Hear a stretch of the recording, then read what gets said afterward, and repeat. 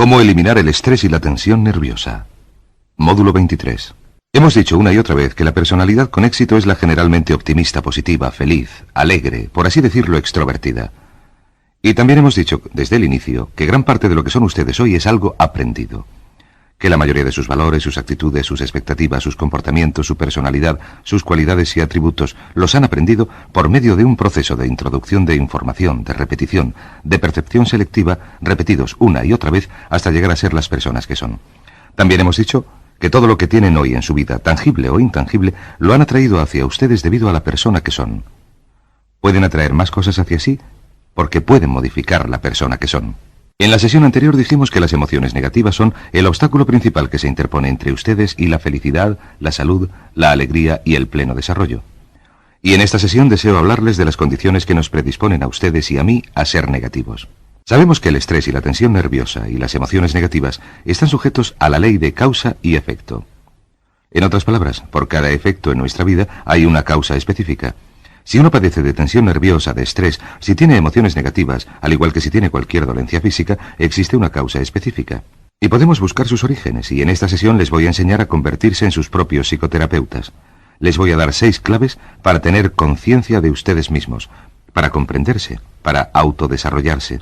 De modo que, cuando se sientan tristes o tensos, o tengan miedo o ansiedad, o cualquier otra sensación que no sea una sensación positiva de alegría y felicidad, cuando se sientan así, podrán utilizar estas 6 claves para evaluarse y ser sus propios psicoterapeutas. Y entre el 95 y el 99% de los casos serán capaces de identificar qué es exactamente lo que les preocupa y de eliminarlo, de modo que vayamos al tablero. Como les decía, en mi estimación, tras años y miles de horas, creo que existen 6 condiciones básicas que nos producen estrés y tensión nerviosa, que nos predisponen a las emociones negativas. Recuerden, las emociones negativas son solo la expresión externa de una condición interna. Si podemos corregir la condición interna, podemos corregir la expresión externa. De modo que número 1, punto de partida de la negatividad en mi estimación. Al principio de la lista, a la cabeza de la procesión, la falta de significado y de objetivo en la vida. Falta de significado y de objetivo. De hecho, en todos los estudios que he leído, vemos que los seres humanos para ser felices necesitan tener un objetivo. Necesitan sentir que su vida tiene significado. Necesitan sentir que tienen un motivo para estar vivos.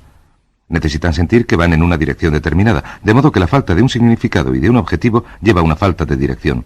Y, como ya dije, una de las observaciones más profundas sobre la condición humana consiste en que somos organismos que buscamos metas, que solo somos felices cuando avanzamos progresivamente en la dirección de algo importante. Earl Nightingale dijo que la felicidad es la realización progresiva de un ideal o una meta válidos. De modo que en cuanto no disponemos de un ideal o una meta válidos, empezamos a ir a la deriva, a dar vueltas sin sentido y a ser infelices. Así que la falta de significado y de objetivo es igual a la falta de metas.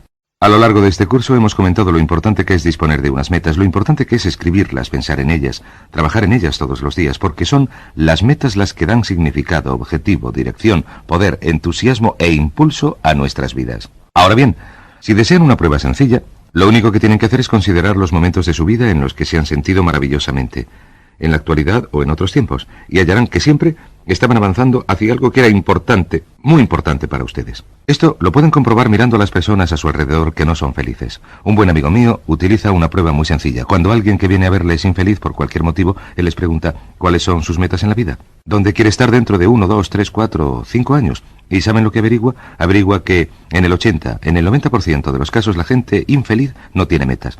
Y también sucede lo contrario. En el 80 o 90% de los casos las personas felices son las personas con metas claras y específicas. De modo que hemos hablado mucho de esto, establecer metas, escribirlas, elaborar planes para su desarrollo y trabajar progresivamente hacia su logro.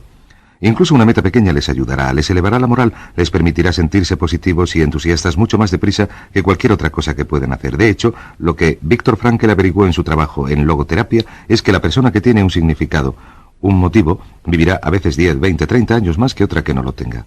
Por cierto, la esperanza de vida de los norteamericanos que se jubilan sin metas es de 14 meses. Interesante, 14 meses. Y las personas que al jubilarse tienen metas pueden vivir 25 o 30 años más. Número 2. La segunda condición que nos predispone a la tensión nerviosa y el estrés es lo que se llama la acción incompleta. La acción incompleta se produce cuando tomamos parte en una acción o un comportamiento que no está terminado. Solo está acabado en parte. Cuando empezamos un trabajo y no lo terminamos, cuando empezamos una tarea o empezamos a escribir nuestras metas y lo dejamos, existe en la psique humana lo que se conoce como un impulso hacia la terminación. Este impulso hacia la terminación Nos hace sentirnos incómodos cuando dejamos trabajo sin terminar. De hecho, esta acción incompleta en realidad funciona bien para nosotros, especialmente si tenemos unas prioridades establecidas y si aquello en lo que trabajamos es importante y aporta algo. Por cierto, se produce un problema considerable si no establecemos prioridades. Si nuestras metas no están claramente organizadas y no establecemos prioridades, podemos hacer cosas que no son importantes para nosotros, pero seguir sintiendo el estrés porque las estamos dejando sin terminar. Podemos seguir sintiendo el estrés porque estamos aplazando las cosas. Y, como saben, el aplazar no solo roba tiempo y vida, el aplazar las cosas es una fuente de estrés. Dejamos una tarea para más tarde y la seguimos dejando y cada vez padecemos más estrés porque este impulso hacia la terminación nos empuja y, sin embargo, el impulso hacia la dilación nos retiene.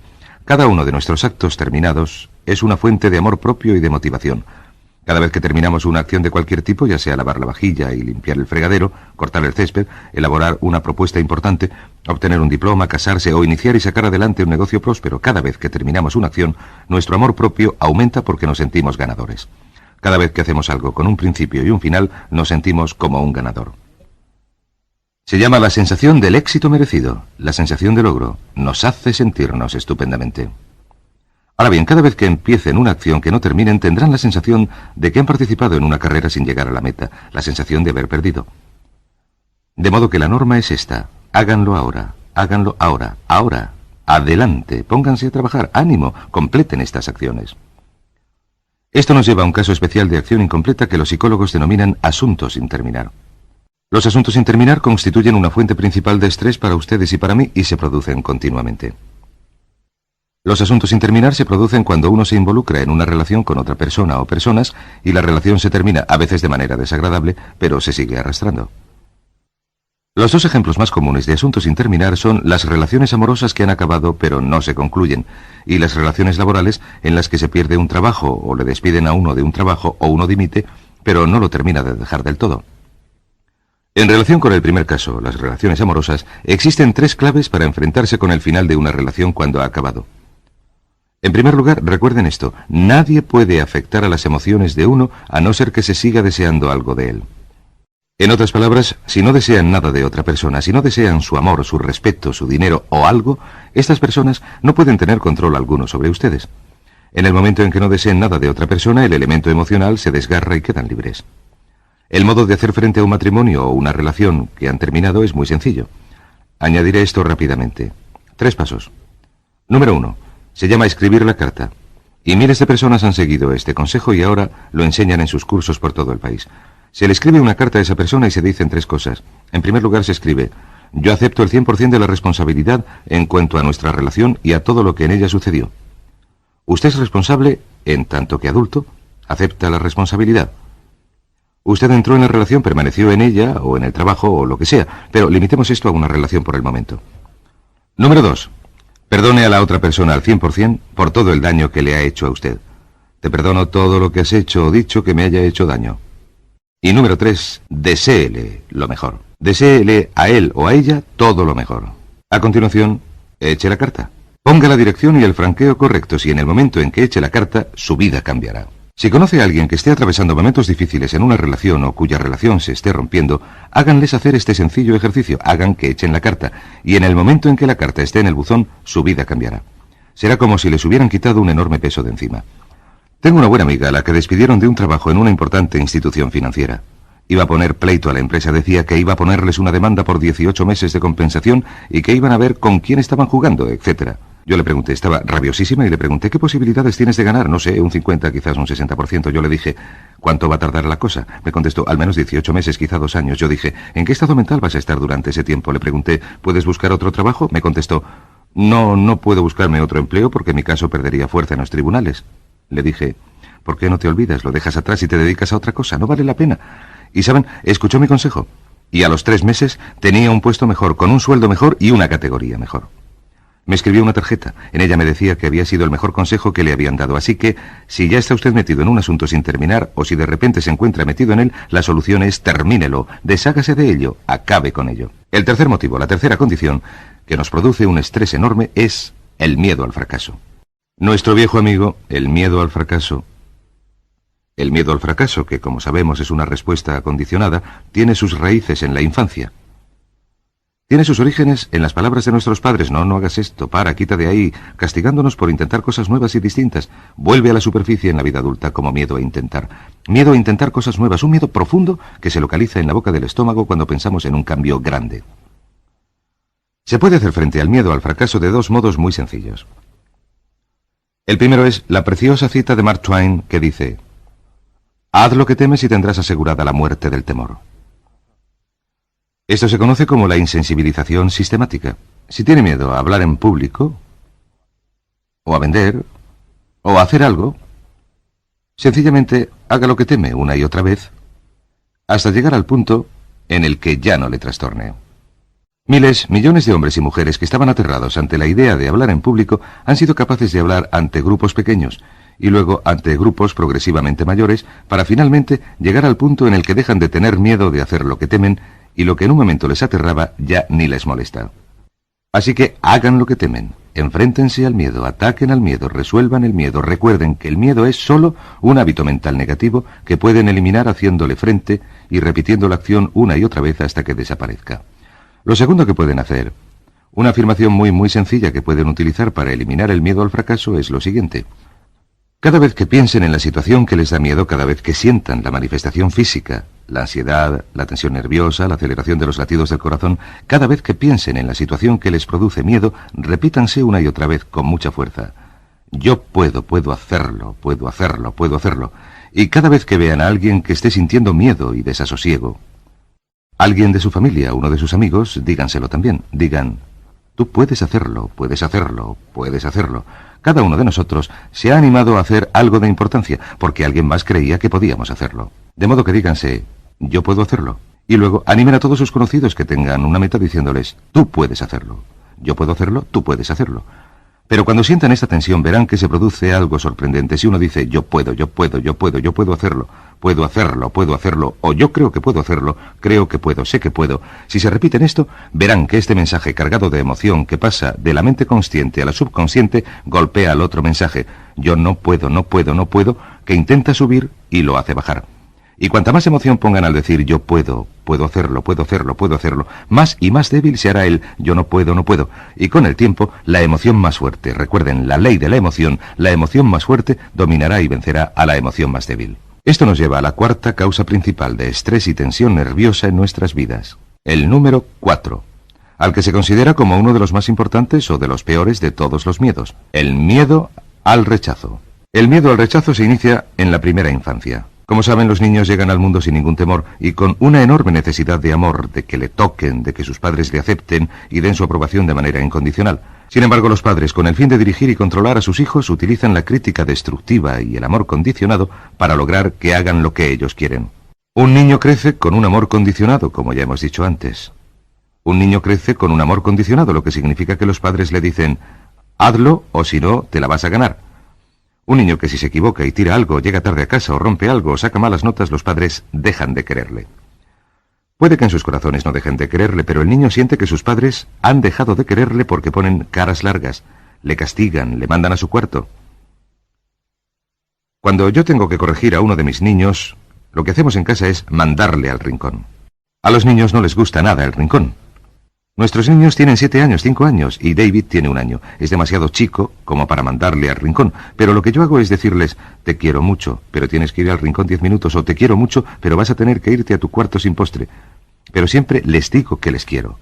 Mi amor es incondicional, pero lo que hicieron o su comportamiento no es aceptable, por lo que les mando al rincón.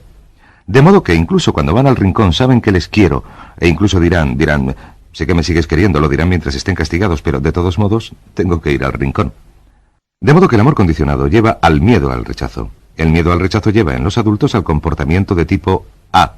Las mujeres tienden a manifestar este miedo al rechazo, este hecho de crecer con el amor condicionado, de 4 maneras. Una es la depresión, otra es la introversión, otra son los síntomas psicosomáticos, dolores de cabeza y tensión nerviosa. Y la cuarta es la hipersensibilidad. La hipersensibilidad, esto es, que las opiniones de los demás les preocupan muchísimo. Siempre piensan y ajustan su comportamiento y sus actos a lo que los demás puedan pensar y a lo que los demás puedan decir. Los hombres son muy parecidos, pero los hombres tienden a traducir este amor condicionado, este miedo al rechazo, esta ausencia de afecto en la infancia, en un comportamiento de tipo A, que es una reacción agresiva ante la vida y algo poco sano. Alrededor del 60% de los hombres son de tipo A y alrededor del 10% de las mujeres. Según más mujeres van accediendo a puestos de trabajo de mucha competitividad, más mujeres se van convirtiendo en personas del tipo A. En estos momentos, esta es una causa principal de muerte. De hecho, el doctor Kenneth Cooper dice que no se produce la muerte por enfermedades cardíacas antes de los 70 años si no existe un comportamiento de tipo A. En la mayoría de los trabajos que se están realizando en la actualidad en relación con las enfermedades del corazón, cuando se estudian el colesterol y la forma de vida, etc., el hecho es que el estrés, la tensión nerviosa y los impulsos del comportamiento de tipo A, una expresión acuñada por dos cardiólogos que averiguaron que la mayoría de sus pacientes se adaptaban a unas características psicológicas específicas, su modo de actuar, de andar y de hablar era el mismo en todos los pacientes con enfermedades cardíacas. Y hablaremos de su contrario, el tipo B, en un momento. Que el comportamiento de tipo A es un factor que mata. De hecho, la mayoría de las personas que son auténticos tipos A, alrededor del 10 o el 20% de la población masculina, suele morir alrededor de los 55 años. En Norteamérica, en la actualidad, alrededor del 80% del dinero lo controlan mujeres cuyos maridos se quemaron, murieron jóvenes para ganarlo. Un estudio realizado recientemente por la revista Forbes sugería que la mayoría de estas mujeres gastan todo el dinero que sus maridos ganaron antes de morir ellas, y que transmiten muy poco a sus familias. Esto es interesante. Los hombres trabajan toda su vida, queman sus vidas, se matan al tener ataques al corazón muy jóvenes, y las mujeres gastan el dinero. Y al final de la vida de la mujer no queda nada. Algo en qué pensar cuando consideren la importancia de amasar una fortuna. Así que, ¿cuáles son algunas de las características del comportamiento de tipo A?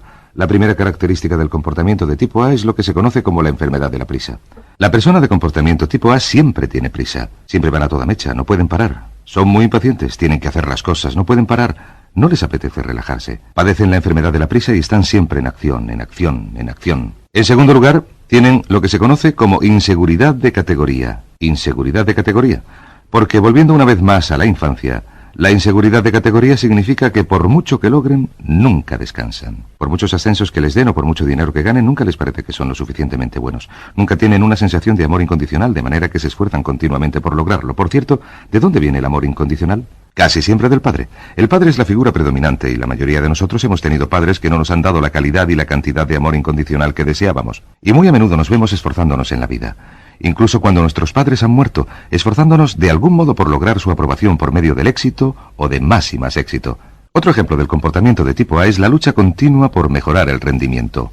Tenemos una fuerte orientación hacia el rendimiento, pero este es un rendimiento con un tope indeterminado, y esta es la clave. Un tope indeterminado. ¿Qué significa esto? Significa que, por muy bien que hagamos las cosas, nunca llegamos a estar satisfechos porque nuestro tope es indeterminado. No nos hemos dicho que si logramos cierto tope estaremos satisfechos. Lo que hacemos es intentar mejorar el rendimiento y cada vez que logramos un tipo de meta, aumentamos el tope más y más.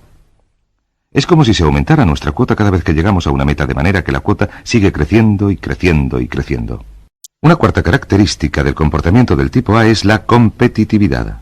La competitividad generalizada hacia casi todo el mundo. Es interesante. Permítame ponerme aquí mientras limpian el tablero. Hablando de la competitividad, verán que existe lo que se conoce como una ausencia de discriminación de la competitividad. Una persona de tipo A compite contra todo el mundo y por todo. No disponen de la capacidad de establecer prioridades, de decir, este es un campo clave en el que quiero ser excelente, pero este otro no es importante. Compiten por aparcar el coche, en las autopistas, para entrar en un ascensor, para conseguir una mesa en el restaurante, para trabajar con un cliente importante, para hacer un trabajo pequeño. Son incapaces de discriminar entre lo que es un campo importante donde deben rendir más que los demás y lo que es un campo sin importancia en este sentido. De modo que estén precavidos contra esta competitividad donde siempre nos estamos comparando favorable o desfavorablemente con los otros. Se ha dicho, no te compares con los demás, ya que siempre hallarás otros mejores que tú y te sentirás inferior, y otros peores que tú y te sentirás superior. El tipo A siempre se está comparando con los demás, especialmente con las personas que están en su mismo nivel. Desgraciadamente tienden a pisar a los que están por debajo. Desgraciadamente tienden a preocuparse por la opinión de sus jefes, porque para el tipo A adulto, el jefe adquiere el papel que tenía el padre. Según pasan de la familia al mundo laboral, pasan de intentar obtener la aprobación del padre a intentar obtener la aprobación del jefe. Y se preocupan por su opinión.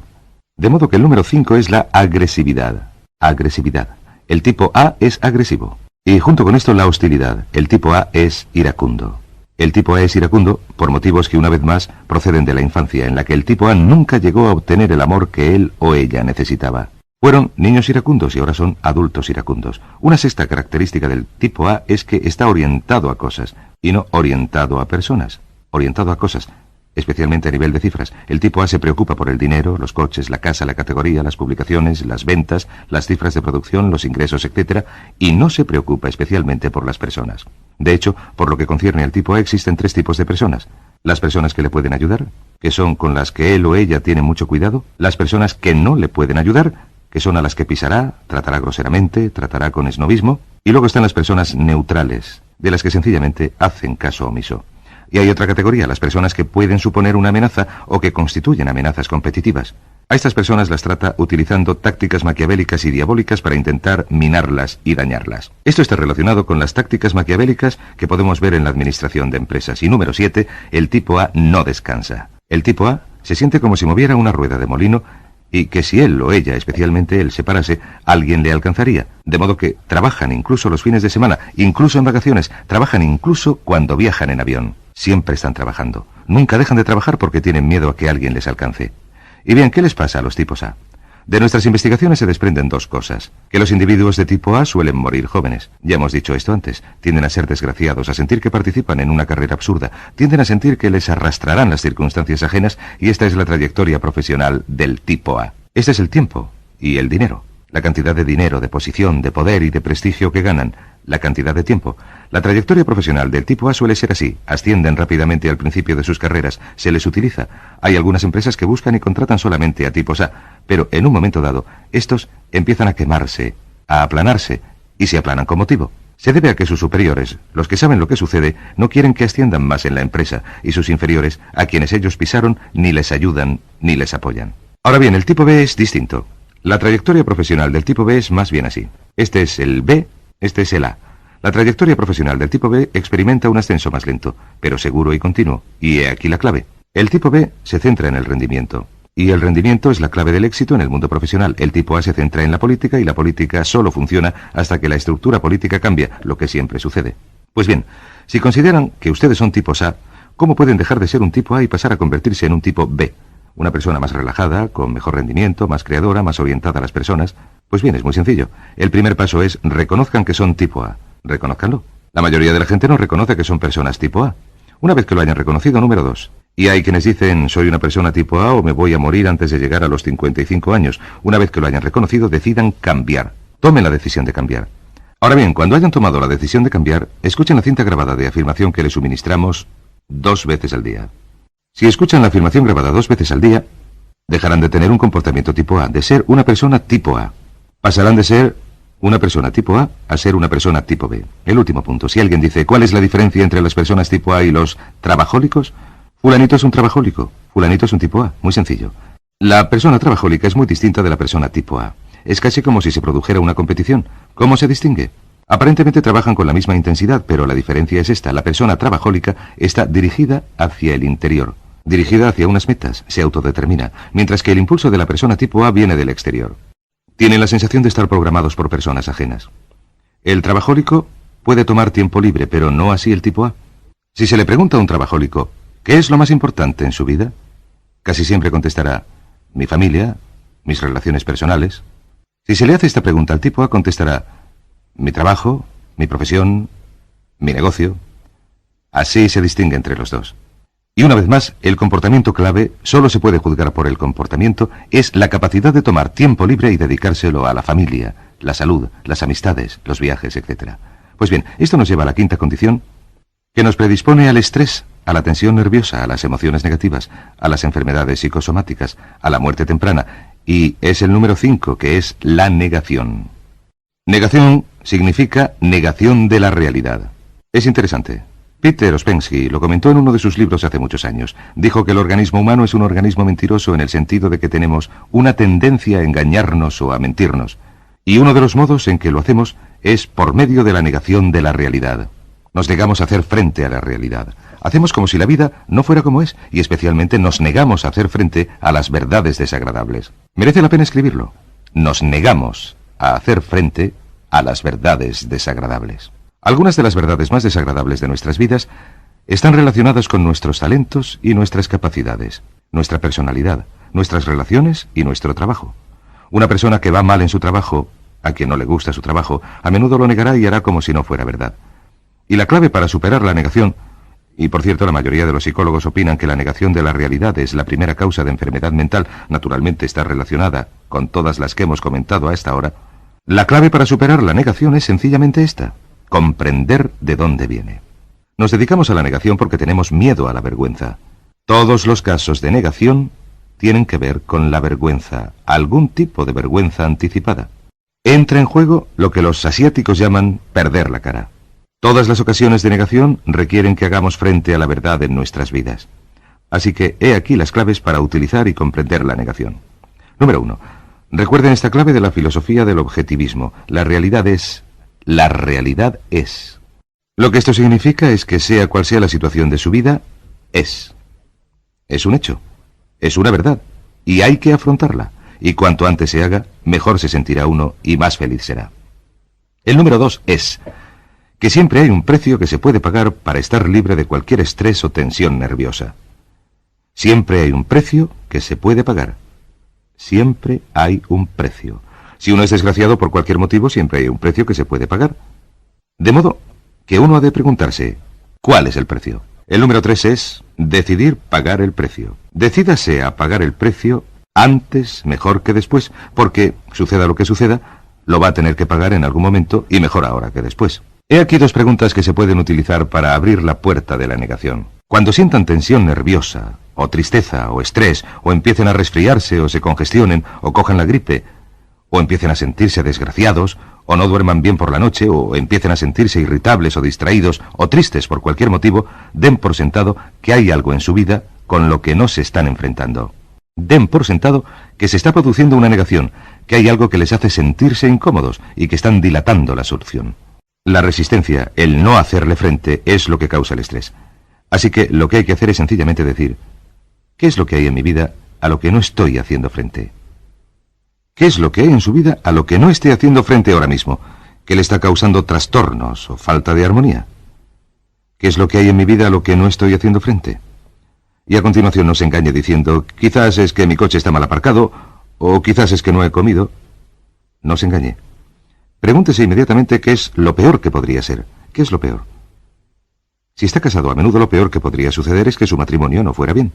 Si tiene hijos, a veces lo peor que podría suceder es que le preocupara que sus hijos fueran por mal camino. Si trabaja, lo peor que podría suceder es que fuera un trabajo equivocado para usted, pero que le diera miedo dejarlo. Quizás para los hombres esto es horrible. Pero lo peor que podría suceder es que no se les diera demasiado bien la profesión que han elegido. Un hombre que siente que su trabajo no se le da bien padece muchísimo estrés en su interior. Quizás usted ha hecho una carrera o tiene un buen amigo que ha estudiado medicina a lo largo de 8 años, se ha doctorado, se ha dado cuenta de que no le gusta la medicina, que nunca quiso dedicarse a la medicina, que su padre le pagó los estudios porque era médico. Toda su vida pensó que sería médico, pero ahora tiene 26 años y no le gusta ejercer de médico. Un estrés enorme antes de aceptar este hecho, de modo que la clave es decirse, ¿qué es lo que hay en mi vida a lo que no estoy haciendo frente? Y a continuación, decidir afrontarlo. En psicología existen dos personalidades básicas. En primer lugar está lo que se conoce como la personalidad evasiva. La personalidad evasiva es a la que no le gusta afrontar la realidad. Siempre espera que la realidad desaparezca o que algo ocurra o cambie. Y luego está la confrontante.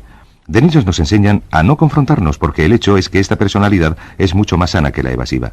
En una prueba realizada en una de las principales universidades se seleccionaron 2 grupos de estudiantes identificándolos como evasivos y confrontantes, y se les sometió a un experimento donde se les unía a un electrodo por los dedos, y cada 60 segundos se les aplicaba una pequeña cantidad de corriente en los dedos. Se les observaba a través de un espejo sin que ellos lo supieran, y se vio que los evasivos se quedaban sentados mientras que el reloj hacía tic-tac, tic-tac, pero que nunca miraban al reloj. Hablaban, hacían chistes, se distraían, pero jamás miraban al reloj. Al final del experimento, su presión sanguínea, medida al principio y al final, había aumentado en un 30%, un estrés enorme. Por otra parte, los confrontantes actuaban de manera distinta. Hacían lo mismo, hablaban entre sí, mantenían los dedos en los electrodos, pero según la manecilla del reloj llegaba a las 12 y sentían la corriente, todos miraban al reloj y se preparaban para la descarga y luego seguían la conversación sin quitar los ojos del reloj. Al final de este experimento, su presión sanguínea seguía igual. La clave para la salud mental es ser confrontante, no evasivo. Pregunte, ¿qué es lo peor que podría suceder? ¿Qué es lo que hay en mi vida a lo que no estoy haciendo frente y sea lo que sea, decidan afrontarlo, decidan pagar el precio. Nunca cambien su serenidad por nada. La regla más importante que pueden aprender en la vida es que la serenidad es su meta principal y si algo les está robando la serenidad, entonces la mayor responsabilidad que tienen ante ustedes mismos es afrontar y resolver la situación y acabar con ella. La sexta causa o condición principal que nos causa estrés, tensión nerviosa y emociones negativas es la ira. Hemos hablado de la ira, el enojo. Y sabemos que depende para su propia existencia del fenómeno de culpar. ¿Por qué nos enojamos? Nos enojamos cuando percibimos, y esta es la clave, cuando percibimos que somos objeto de una agresión, cuando nuestras expectativas se están malogrando, cuando percibimos miedo o dolor, cuando percibimos o interpretamos nuestro mundo, cuando lo miramos y decidimos que hay algo ahí fuera que nos está convirtiendo en una víctima. Porque para que nos enojemos, hemos de percibirnos como víctimas. Cuando nos percibimos como víctimas, se produce un fuerte impulso en nuestro interior que nos lleva a atacar o a contraatacar. En la salud, esto se conoce como la lucha o la respuesta de huida. Cuando nos sentimos amenazados, como le sucede a un animal, se produce esta reacción básica de lucha o de huida y queremos hacer algo. Sin embargo, en nuestra sociedad no suele ser posible. La venganza no suele ser posible. La venganza no es posible porque no es aceptable. La persona de la que queremos vengarnos es mayor que nosotros o se ha ido, o no es recomendable, porque quien nos causa el problema es nuestro jefe, nuestra suegra o alguien así. De modo que si no eliminamos esta ira de nuestro interior, si no la expulsamos, va creciendo dentro de nosotros y nos envenena. De modo que el doctor Hans Soil elaboró lo que él llama actividad de impacto físico bruto. Averiguó que cualquier tipo de contacto elimina la ira. Concluyó que si se puede realizar cualquier tipo de actividad en la que se utilice el contacto, es posible expulsar la ira del propio sistema. Averiguó que con las manos se puede golpear, con los pies dar patadas. El tercer método de contacto es la voz. Se puede gritar y gritar es un modo de expulsar la ira del sistema. Y finalmente se dio cuenta de que con los dientes podemos morder. Y cuando se piensa en una lucha especialmente violenta, se piensa en una lucha en la que la gente pega, da patadas, grita y muerde, donde la ira se expresa por medio de golpes, patadas, gritos y mordiscos. Naturalmente la clave para afrontar todo lo que hemos comentado, los 6 puntos, pero sobre todo la ira, es lo que llamamos el método de control cognitivo. Y al llegar al final de esta sesión, he aquí las claves para la gestión de la salud y el estrés. Recuerden que el estrés es positivo, que el estrés que está dirigido hacia una meta suministra energía, vitalidad, nos hace sentirnos bien, pero el estrés orientado hacia el exterior, cuando uno se siente presionado y obligado a hacer algo, es negativo, nos quita la energía y nos hace enfermar. Esta es la diferencia entre un centro de control interno orientado hacia las metas y un centro de control externo, las presiones externas. El control cognitivo significa yo soy responsable. Significa que nadie puede hacernos sentir nada sin nuestro permiso, que mientras que aceptemos la responsabilidad completa y utilicemos la mente para controlar nuestra vida, podremos controlar nuestro modo de pensar y de sentir. También la ley de la sustitución. La ley de la sustitución dice que no se puede pensar y sentir con estrés si se centra la mente en algo positivo. ¿En qué se debe centrar la mente para mantenerse positivo? Esta es la clave. Piensen continuamente en sus metas. Piensen continuamente en sus metas. Verán, sus metas, una vez que las han escrito, una vez que han decidido lo que quieren y elaborado un plan para lograrlo, cuando piensan en sus metas constantemente, esto se convierte en un hábito. Hablando de hábitos, la ira también es un hábito. ¿Saben que rendirse ante la ira es un signo de debilidad? Un signo de infantilismo. Un signo de inmadurez, un signo de falta de sinceridad. Pero también es una respuesta condicionada, ya que cada vez que permiten que la ira les domine, reducen su resistencia ante la ira. Cada vez que se niegan a ceder ante la ira, aceptando la responsabilidad, negándose a culpar, tomando el control de su vida emocional, aumentan su resistencia ante la ira hasta llegar a un punto en que las palabras ya no les afectan. En resumen, las claves para mantener una elevada calidad de paz interior en la vida, la primera condición que nos quita la paz interior es la ausencia de metas. Establezcan unas metas claras y específicas y trabajenlas todos los días. Piensen en ellas sin cesar. Número 2, la acción incompleta. Terminen sus tareas, acábenlas, superen la tendencia a la dilación. Número 3, el miedo al fracaso. Hagan frente a sus miedos.